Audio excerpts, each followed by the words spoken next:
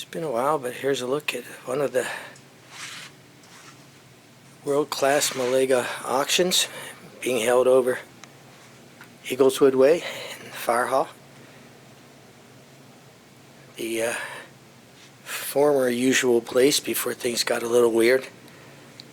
And to kick things off, this is one out-of-sight righteous groovy auction. As eclectic as it gets. I use that word a lot because it's fun to say, but in this case it's fun to apply also. The whole collectible shebang, and the biggie for many's, and you'll see that in a minute,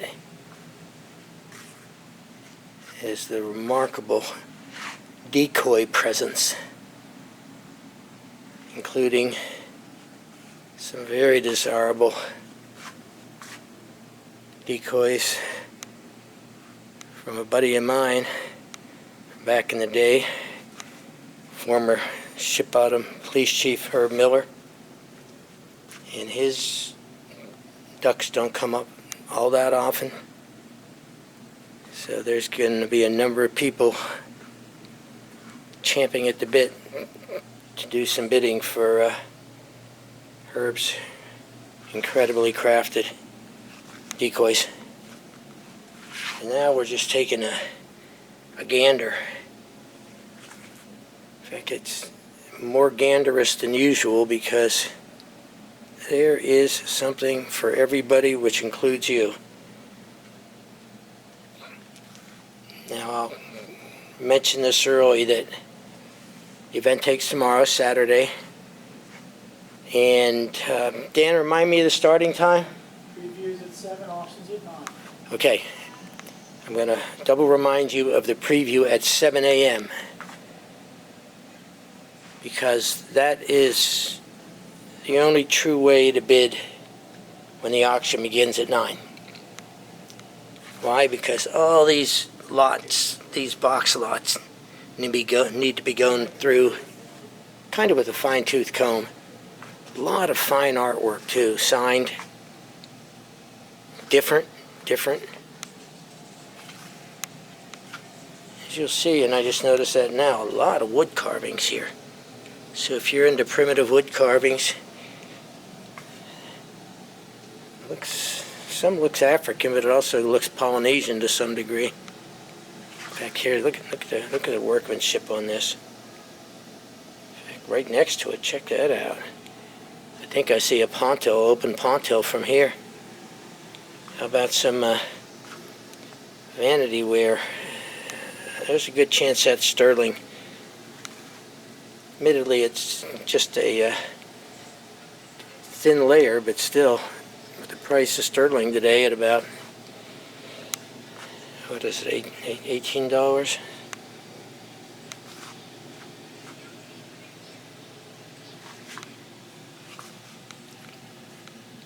Talk about primitive tools. Check some of these out, including that butcher tool.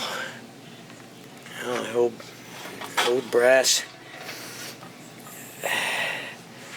I'm not sure. I don't think it's a spittoon, but it's probably for wine bottles. You put ice in there in the bottle. And again, see some of these with in the bags and that. You got to get her early to look through all these to see what's what. Here's a fishnet bed canopy. You know you've always wanted one of those over your LBI bed. Some yoke-like stuff.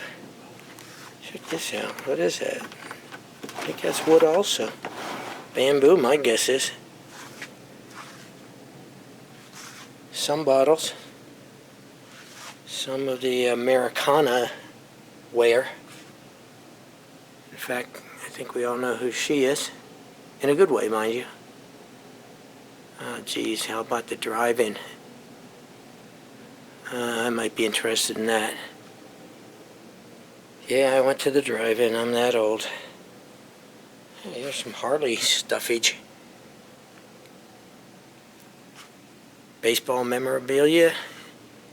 And that sure looks like our local dock. It is. It's Doc Kramer. Roseville. Speaking of which, and you can see there's some fishing stuff, and I'm pretty sure that's a butter churn. And some classic hand-painted chairs. But back to the Roseville. I want to show you something that you will, even you Roseville people, will rarely see. And there's for some of our Jewish friends. But check this out. It's a Roseville pitcher with 4 matching glasses. Cups. How about that? I know you don't have one of those. Or in that case, the set of 5. I look at some of that old woodworking equipment. And again, you got to get here early to look through. There's some draw blades down there.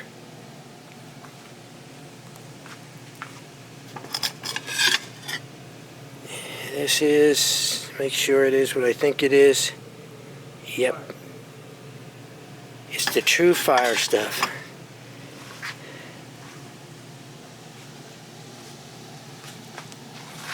I know I keep emphasizing this, but there's a lot of lots.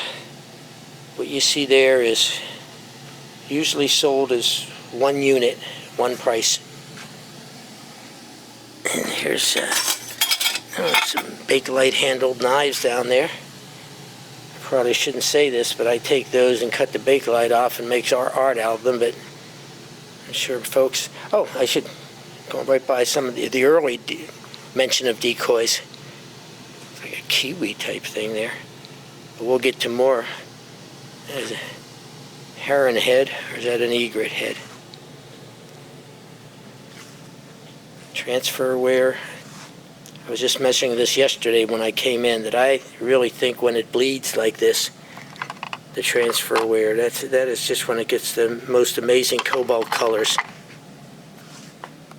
Tons of paper memorabilia. And yes, that needs some going through. Hey, there's some fish. Hey, let me take a quick look at that. Ah, channel bass, which are basically black drum. I gotta pick it up, but I'm fascinated as I go through. But again, look at all these postcards. Are you kidding? You might have to get here at 6:55 to start checking on those. I was told by the man himself that this is an early license plate. No state, no year, porcelain coated. That interests me. The man, by the way, is Dan Melega, husband to Marilyn, who spends amazing effort getting this whole thing ready. You're going to find this hard to believe, but this stuff just doesn't climb onto the table all by itself. Hey, I saw this yesterday. Check this out. Here's a little hand for size perspective. Very cool. Looks like a tug to me, but I don't know. Now there's some more of those masks. Hey, anatomy from back in the day. It's all changed by now. Now look at the old keyhole on this. I always like finding these when I'm digging. Look at the old skeleton keyhole. A little bit of jewelry. It always goes fast. A couple of nice clay pipes. Then we're getting to some more jewelry. I see some mother of pearl, or possibly abalone. Probably abalone. Some of this looks like Indian, like right here. It looks like the Indian silver with possible bakelite.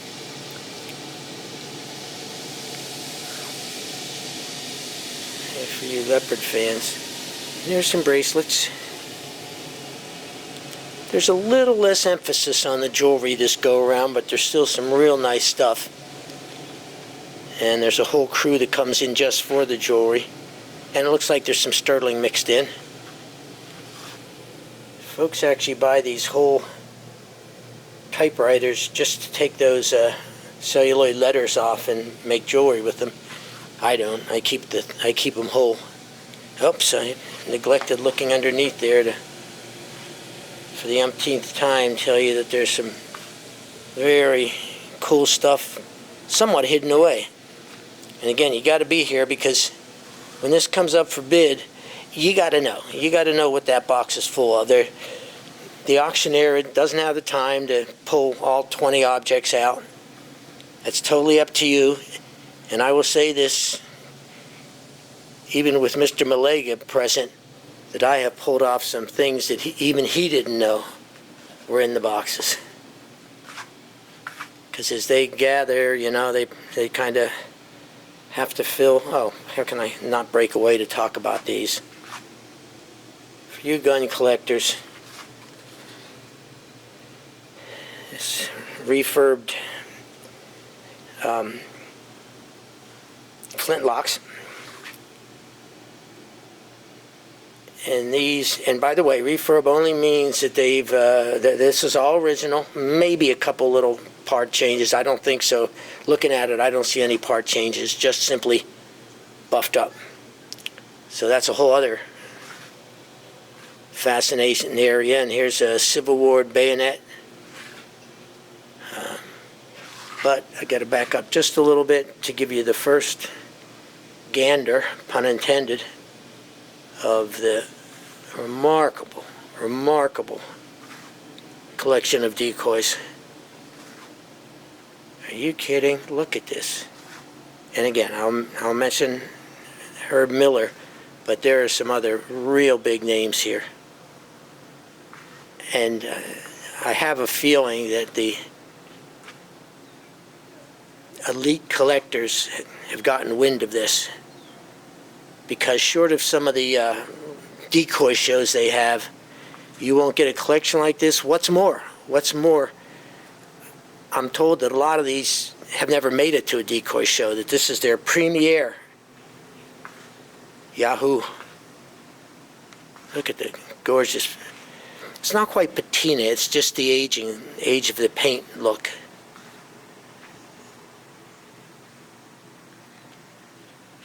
And I'll swing back quickly, we have a lot of good hunting art, including the stamps framed. I believe these are Soligen. Look at that collection. People get excited when they find just one of these. And there's the whole shebang. I'm going to venture to say that, and I probably should, no, it has to be real. Some of this stuff's going to be pretty damn expensive. Some of this stuff, and for good reason.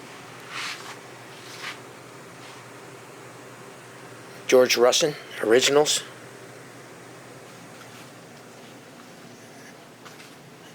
This is some of the best, and I'm sure Dan and Marilyn will be the first to admit that auctions don't always get the best of the best. They often get what didn't move at garage sales and things like that. Not here. I've actually had the Melegas over to look at some of my stuff, and boy, are they picky. And that is when you as an auction goer benefit. A lot of artwork, because it just hitting me now after going around here. So this is the hall. Most of you know it. I have no idea who that is. He's just, he's coming early just to, and I'll do a quick final look at the table because I know I'm going overtime here, but there's a reason for that. I am actually going to call this the best Melega here at Eagleswood ever.